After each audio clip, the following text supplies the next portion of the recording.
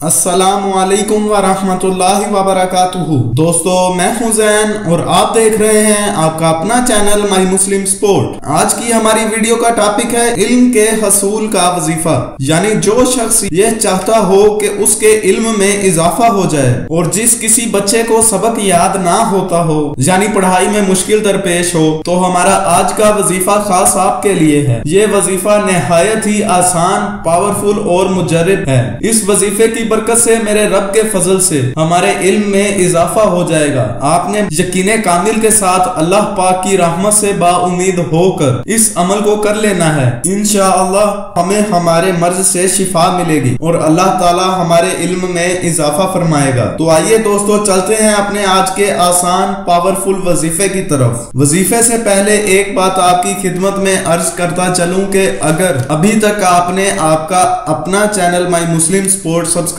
नहीं किया तो प्लीज हमारी सपोर्ट करें, ताकि हमारी आने वाली अच्छी अच्छी वीडियोस आप तक पहुंच सकें। जिस किसी भी दोस्त अहबाब को याद ना रहता हो तो उसे चाहिए सिर्फ 313 मरतबा 313 इस इसमें मुबारका को पढ़ ले, तो अल्लाह ताला उस पर इल्म माफरत के दरवाजे खोल देगा। तो आइए दोस्तों, पहले इस इसमें मुबारका को सुन लेते हैं। या अलीमु, एक मरतबा फिर सुन लीजिए, या अलीमु।